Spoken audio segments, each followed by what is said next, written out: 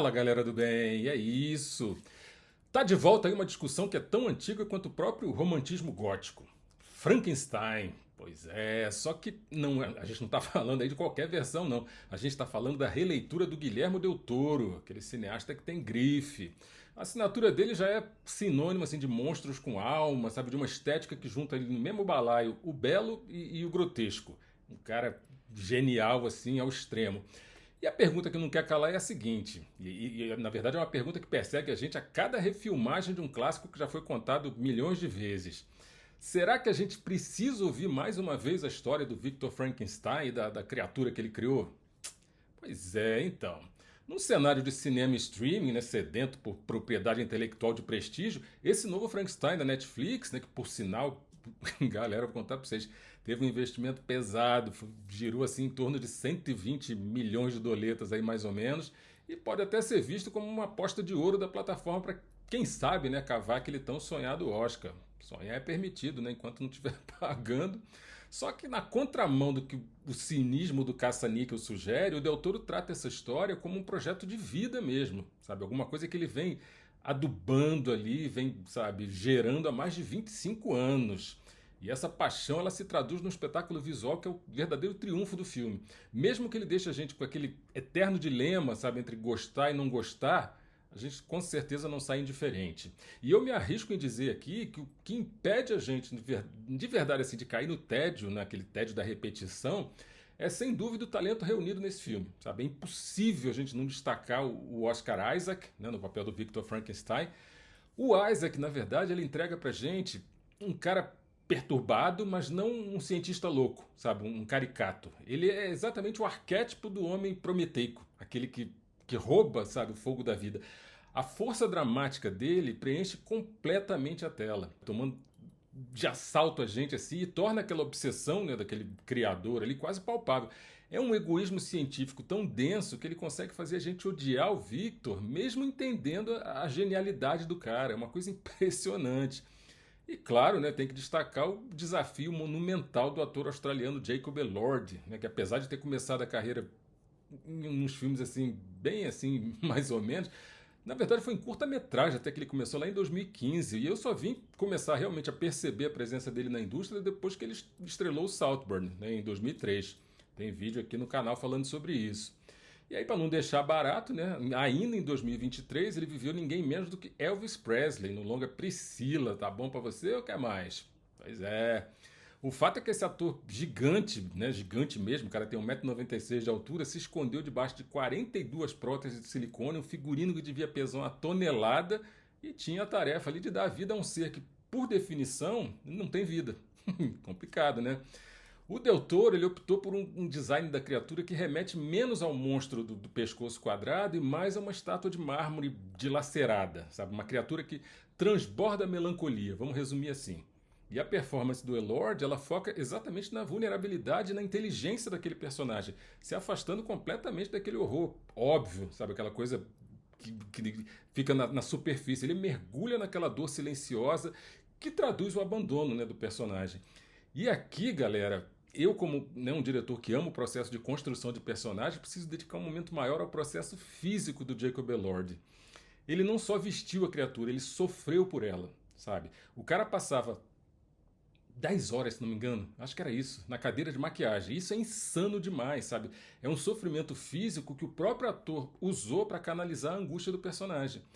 E a escolha estética do Del Toro é genial demais, sabe? O corpo daquela criatura vai se curvando, sabe? Vai se contorcendo e vai se fechando à medida que ele vai amadurecendo. E isso não é só maquiagem figurina, é performance física, sabe? Que a gente precisa reconhecer. É um ser que nasce que nem um bebê, né, exposto, vulnerável, e vai se encolhendo por conta do trauma da rejeição. E o elenco de apoio, sabe, é a cereja desse bolo, sabe, esse bolo, bolo gótico, né, digamos assim. A gente tem o Christopher Waltz, né, ator australiano que já levou 2 Tio Chico para casa e que eu adoro muito antes, né, de Bastardos Inglórios, e que em Frankenstein ele chega com aquela, sabe, aquela conhecida e brilhante presença de tela, ou seja, um ator com A maiúsculo, sublinhado e piscando. Ele é exatamente a âncora que sedimenta a estética gótica desse filme, ele é a seriedade histórica. E o Walt traz essa gravidade necessária para lembrar a gente que aquilo ali é um épico, a gente não pode esquecer. Daí tem a Mia Goth, né, com aquela carinha indecifrável dela, encarnando a Elizabeth Lavenza, né, que é a noiva, que aqui parece menos um símbolo frágil, mais um elo de compaixão que tenta, meio que em vão ali, conectar o criador e a criação. E o filme ainda conta com o peso de atores que jogam ainda mais lenha nessa fogueira cheia de camadas de história gótica.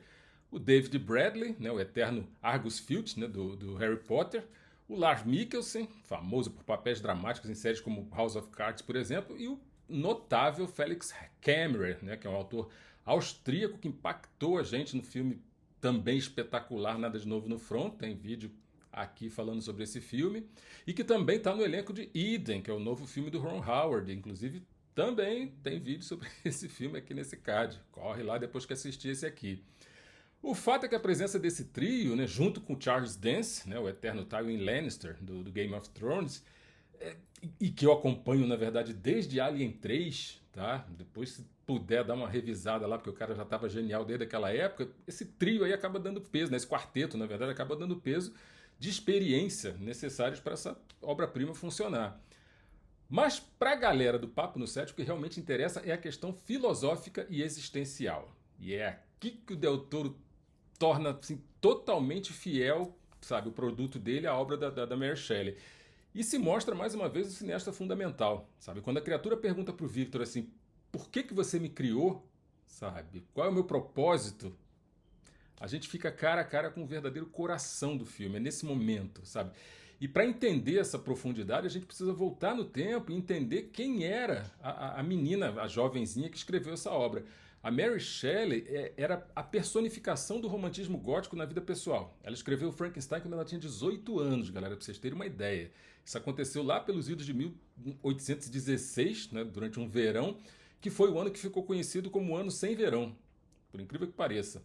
Agora vocês imaginam só, galera, 1816, chuva incessante na Suíça por causa de um vulcão na Indonésia, Lord Byron, Percy Shelley e a jovem Mary Godwin, né, presos numa mansão, lendo contos de terror e discutindo galvanismo, que é a ciência que via a eletricidade capaz de fazer cadáveres se contorcerem. O filme do Del Toro, ele joga a gente exatamente nessa febre científica dessa época, sabe? Onde o limite entre a vida e a morte parecia pequenininho, era uma linhazinha, ou seja, a criatura não é mágica, ela é ciência mal feita. Ponto, é isso. A criatura que o Victor Frankenstein rejeita no momento em que ele nasce, né, vai lá, nasceu, é para muitos a projeção dos lutos da própria Mary Godwin, né, ou Mary Shelley.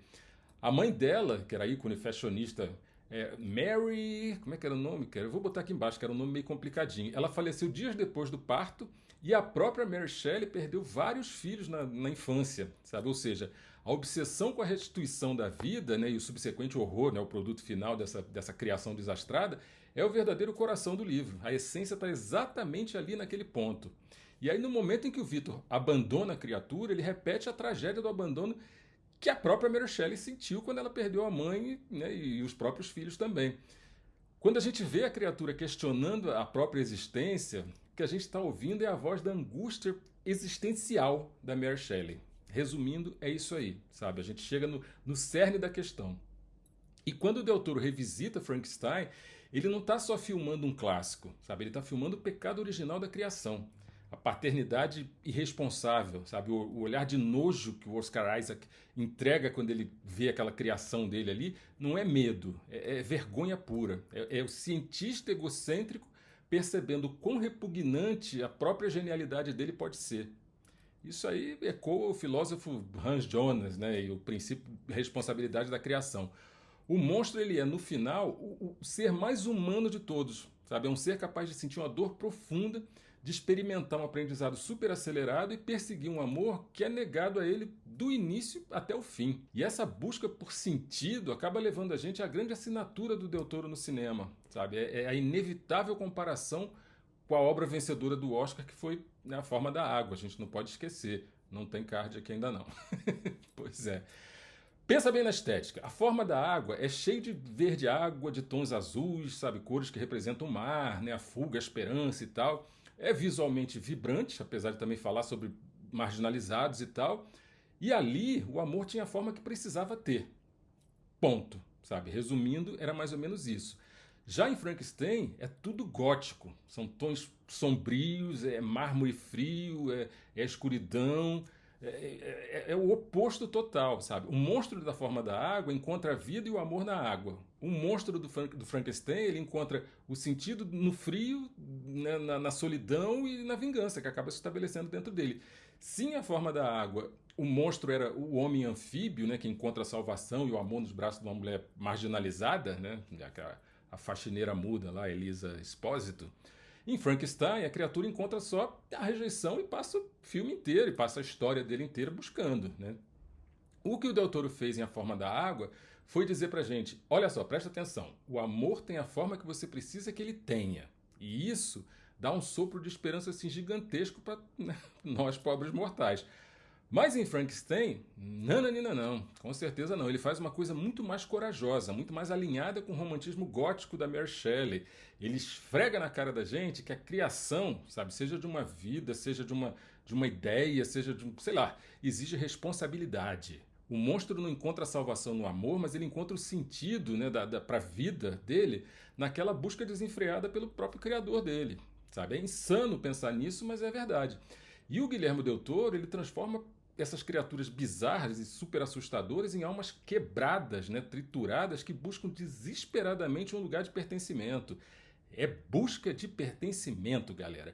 E esse novo filme, com suas quase 2 horas e meia, né, de duração, exige muita atenção e muita paciência. Mas eu te aconselho a fazer essa viagem. Vale a pena, assim, demais. O Del Toro, ele não quer só que a história, sabe, seja assistida por nós, sabe? E não quer que a gente encare aquilo como uma história de terror. Ele quer que a gente decida quem merece a nossa empatia. E é isso, sabe? O filme não está aqui para dar sustinho na gente, não, sabe? Ele foi rodado para fazer a gente chorar pela criatura abandonada. A pergunta do filme não é quem vive, sabe? Mas sim o que é o perdão. E essa, galera, é a maldição duradoura da Mary Shelley que o Del Toro fez a gente carregar nas costas junto com ele. Quando você assistir esse filme, eu sei que você vai assistir, volta aqui e conta pra mim uma coisinha só que eu quero saber. Afinal, quem que é o monstro? E a gente se vê no próximo set. Corta!